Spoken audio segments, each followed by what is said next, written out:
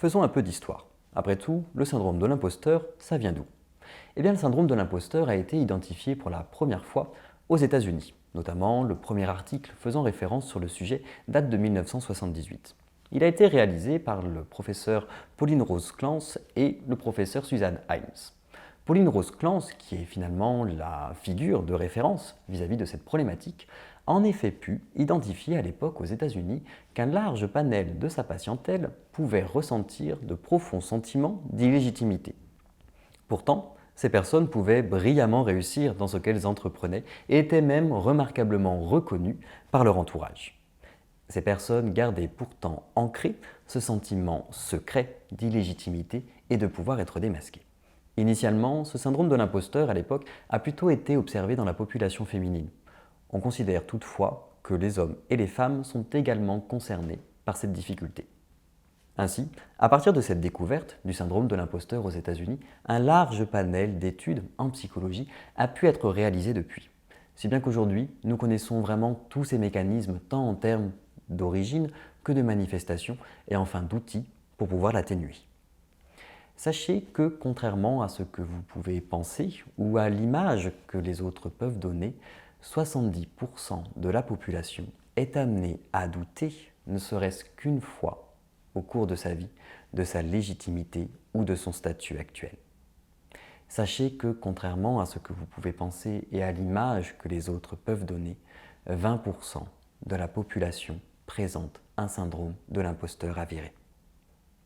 La prochaine fois que vous êtes en réunion de famille et qu'il y a au minimum 10 personnes, considérez qu'il y a 2 individus qui présentent un syndrome de l'imposteur.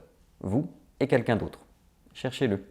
Et la prochaine fois que vous allez au travail, si vous avez autour de vous une centaine de collègues, considérez que 20 personnes présentent un syndrome de l'imposteur. Vous et 19 autres. Cherchez-les. Afin de bien nous orienter, nous avons d'abord besoin de savoir ce qu'est concrètement le syndrome de l'imposteur, afin d'éviter pas mal de confusion, notamment avec certains concepts qui peuvent lui être subtilement proches, mais qui pourtant sont différents.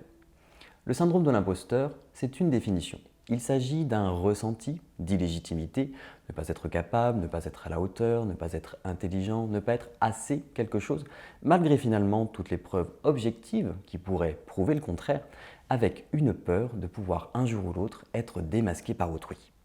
Le syndrome de l'imposteur, c'est en fait un décalage entre l'image donnée et l'image qu'on a de soi. C'est un décalage entre la perception que l'autre peut avoir de nous et la perception que nous pouvons avoir de nous-mêmes. Le syndrome de l'imposteur, en fait, voyez ça comme un iceberg. Un iceberg avec une face émergée, une face visible, et une face immergée ou une face invisible. La face visible, c'est justement ce que vous renvoyez, ce que les autres peuvent percevoir de vous. Et la face cachée, c'est tous vos ressentis internes, votre perception de vous-même. Le syndrome de l'imposteur, c'est donc ce ressenti d'illégitimité malgré toutes les preuves objectives de succès et de réussite. Le syndrome de l'imposteur, c'est ce décalage entre ce que les autres peuvent percevoir de vous, ce que vous pouvez renvoyer, mais surtout ce que vous percevez de vous-même. Et donc, avec le discours d'une personne présentant un syndrome de l'imposteur, que donne concrètement cet iceberg? Eh bien, il y a d'un côté ce que vous voyez. Une personne visiblement capable, compétente, à la hauteur. Une personne apparemment remarquablement habile dans ce qu'elle fait. Une personne peut-être même brillante dans ses réalisations. Une personne reconnue auprès de ses pairs. Mais il y a aussi finalement tout ce que je vous cache. Car en réalité, je dissimule et je masque toutes mes peurs et tous mes doutes, dans la mesure où je pense que vous ne comprendriez pas mes sentiments d'illégitimité et d'imposture. En réalité, j'ai très peur de l'échec et je me sentirais coupable à réussir. Je suis en proie à ce qu'on appelle un cycle de l'imposteur, qui m'amène à m'auto-saboter, surtout pour valider mes sentiments d'imposture. Je suis pourtant en recherche d'excellence et j'ai même tendance surtout à me définir au travers de ma performance. Je suis en fait submergé par des doutes constants. J'ai en réalité tendance à très vite dénigrer, minimiser et normaliser mes réussites, du fait notamment de mes exigences élevées. Je fais preuve régulièrement d'insatisfaction et je suis souvent déçu de mes réalisations.